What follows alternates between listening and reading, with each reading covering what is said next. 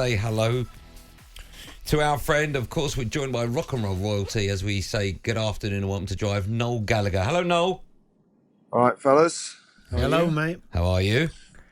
Very well. Very well. Before we let you gloat for the next 27 minutes. I'm not a gloater. I'm not a gloater.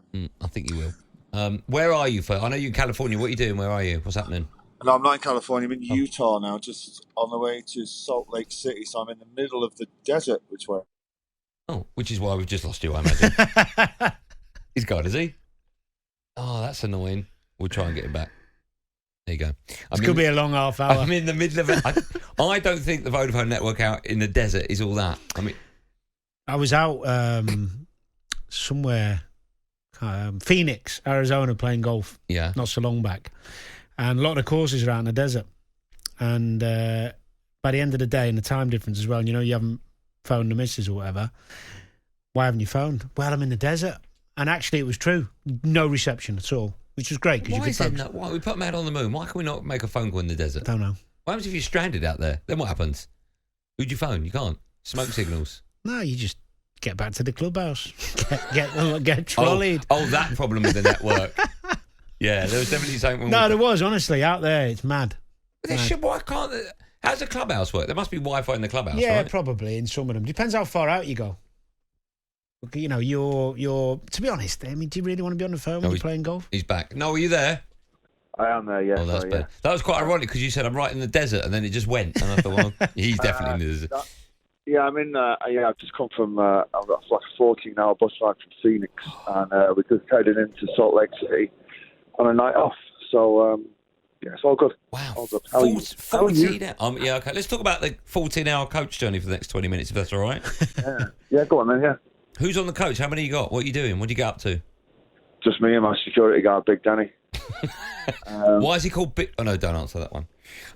Because he's me and Danny having a great week because he's a West Ham fan and we watched West Ham win the European trophy, and then of course we watched City win on Saturday night. So we're having a good tournament, Big D.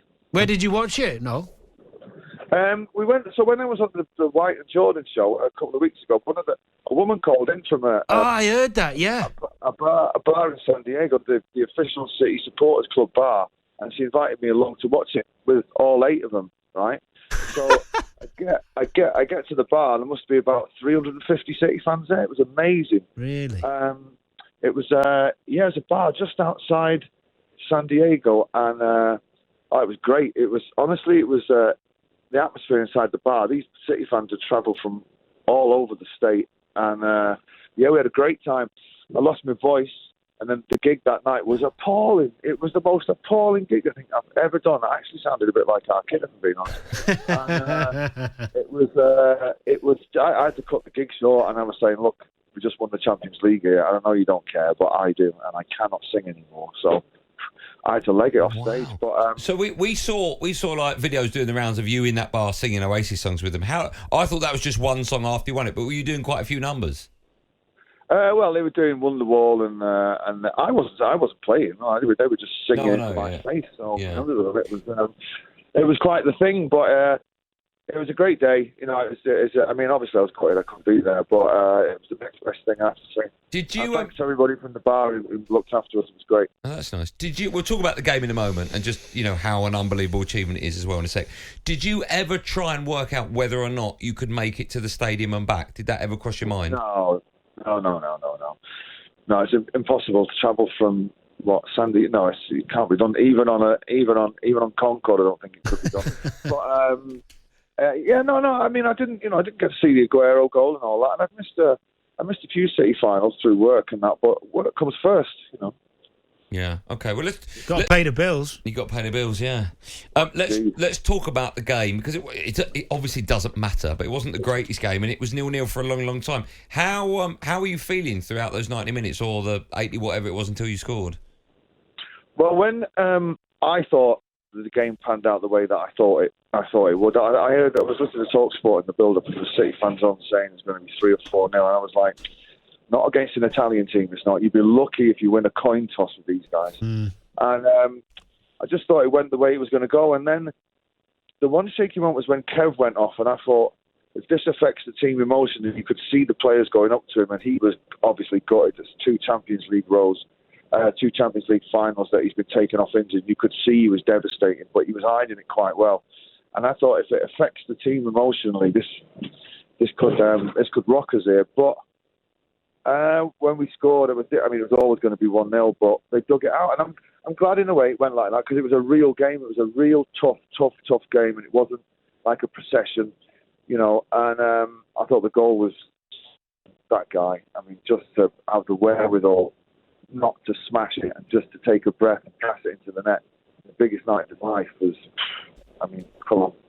Noel, do you know what? I'm glad you said that, because I love Rodri, and I think with all the brilliant players you've got, people know how good he is, but sometimes he goes under the radar. And what a story, considering he was the one that got left out, in the game you lost to Chelsea a couple of years ago. And when Fernandinho, played against Fernandinho many times, special player, I thought that was going to be a big problem.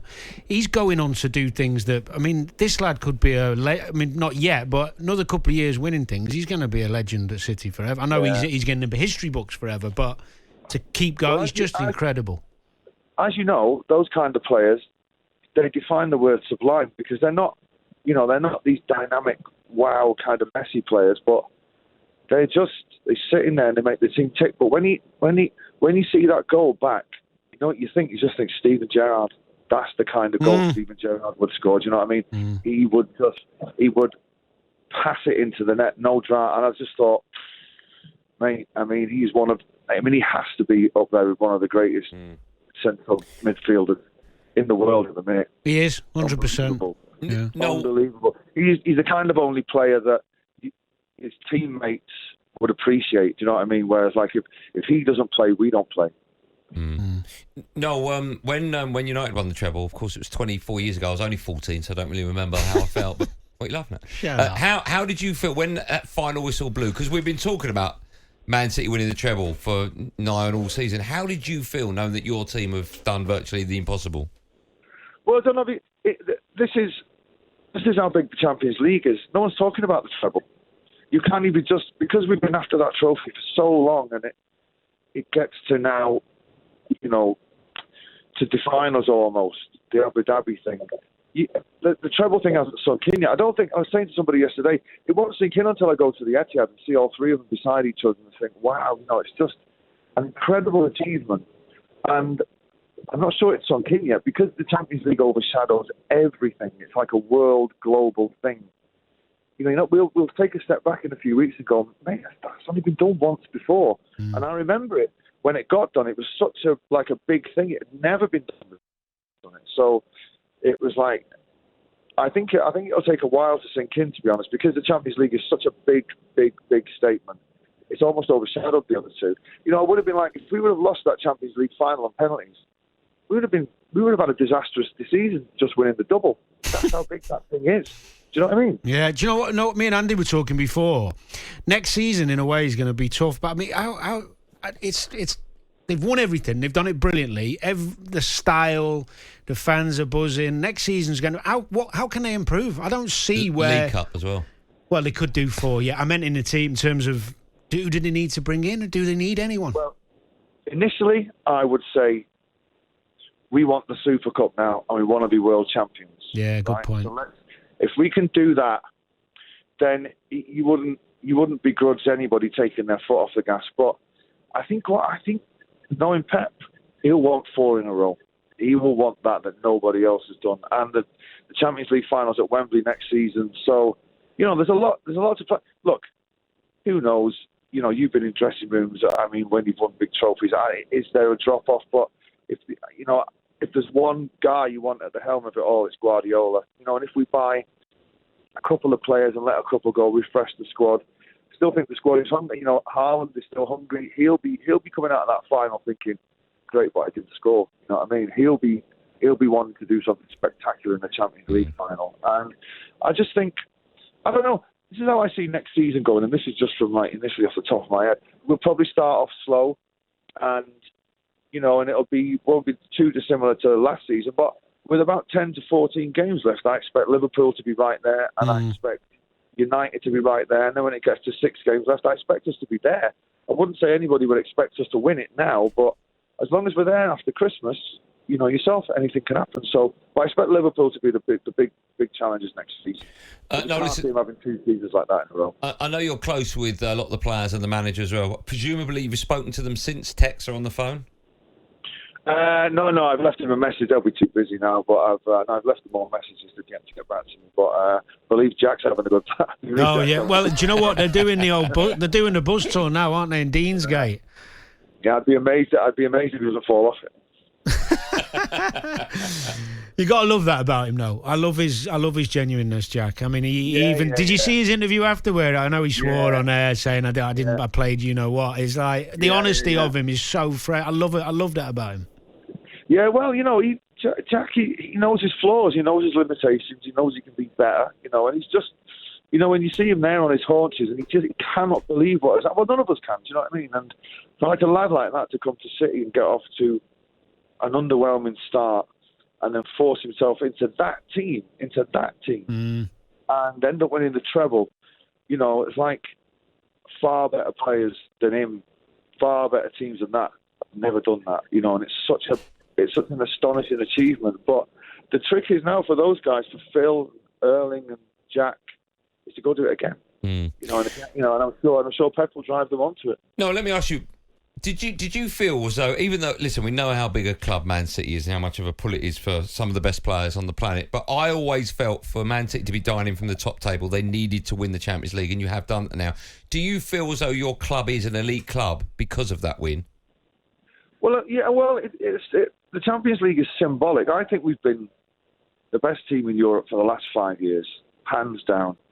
And I just think that the tiny little margins have gone against us. But that's a vindication of the last 5 years. Domestically, you can't even argue about it. But now, yeah, the Champions League is a symbolic thing, you know. But it's like Guardiola said, you know, it's like, if we'd have lost that final, we'd have still been the same club, the same team. But the cup competitions are very, very difficult. That one in particular. But to beat Bayern Munich, and Real Madrid was the final, really. You know, that game against Real Madrid, when we put everything into that second leg, that was the peak of our season. And we kind of fell off form a little bit, but got over the line in every single competition. But I think to be there that night, to see us wallop Madrid was something really, really, really very special. You'll never see that again. But I think so now. You know, I think now, yeah, it's like Messi winning the World Cup. It's the only thing anybody would hold against him from not being the greatest of all time was where he's not done the World Cup. Now he's done it. He's widely accepted as the GOAT. And, you know, City was always like, oh, you have to win the Champions League. And now he's done it. Then it's done now. So there's not a lot anybody can say with the achievements on the pitch, for sure. But, you know. No, listen, I've had you for nearly 20 minutes, so my last question to you, I hate asking this as much as you probably hate answering it, but it is a story that does move along and gather pace.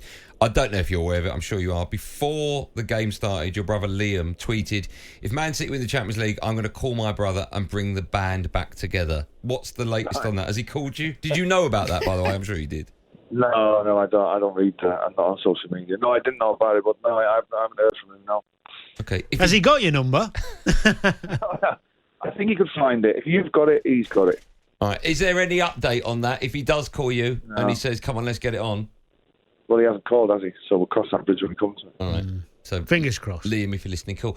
No, listen, you haven't gloated at all for 20 minutes. I'm quite surprised. No. I haven't done what? You haven't gloated at all for 20 minutes. No, there's no point in gloating. It's kind of like, you know, it's done now. There's a time for everybody to take a deep breath and brush themselves off and then go again next season. You know, it's I don't, you know, like Pep said in the press conference, we're a club we don't do over excitement that well. You know, I mean, it's like we know we're the best now, and if it's our time now, and you know, if we, I think he's gone. United. No, it's back. You know, United were the best then, and we're the best now. And that's it. And everybody has to accept that now. And then next season is a new season altogether. And, you know, away we go. Noel, have you still got the... I remember being fortunate enough to come along with Karen and see years ago. I think it was Twickenham when you two were on as well. And you had... I remember meeting the band and you had a couple of Scousers in there, Liverpool fans. Are they still in the band? Yeah. Oh, yeah. I've got three on stage with me every night who are Liverpool supporters who Let's say they are not subdued. In the best place. Very, very. They're doing that thing. You've only just won one. Look at you. You've only won one.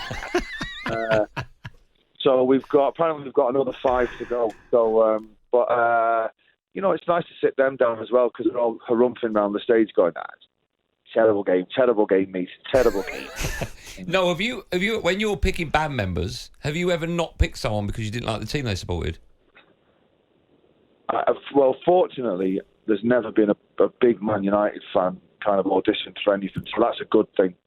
But no, not really. If they're good enough to play, they're good enough to get in. But no, my bass player Russ is my guitar tech in particular, Mickey Winder, is a hardened Liverpool FC fan, and I think they were pleased for us because we'd done the treble and it kind of sticks up United a bit. But they're kind of like, Liverpool see the Champions League as their trophy. So when when me and my mate Phil Smith, who's my DJ, like, are bursting into the dressing room singing Blue Moon, they're a bit like, yeah, whatever. It's all makes up for a good tour atmosphere so far. I bet it does. No, you're a superstar. Thanks so much for coming on, pal. No worries. Thank you. Safe travels. Mate. Bye-bye. Safe travels. Bye. There you go. Bye. The superstar that is Noel Gallagher. Very humble, isn't he? I thought. Do you know what? He's always grounded, though, and he's always good talker. Yeah. That's annoyed me more. I wanted him to gloat. Now he's really annoyed me. Well, the thing is, when you've got real success in anything, you don't have to, because people do it for you, don't they? Mm. And he knows everyone's saying nice things, so he doesn't have to convince anyone. Right. Yeah, you're right. talkSPORT Drive with Andy Goldstein. Monday to Friday afternoon from 4 on AM, on DAB, via the talkSPORT app and on your smart speaker. talkSPORT.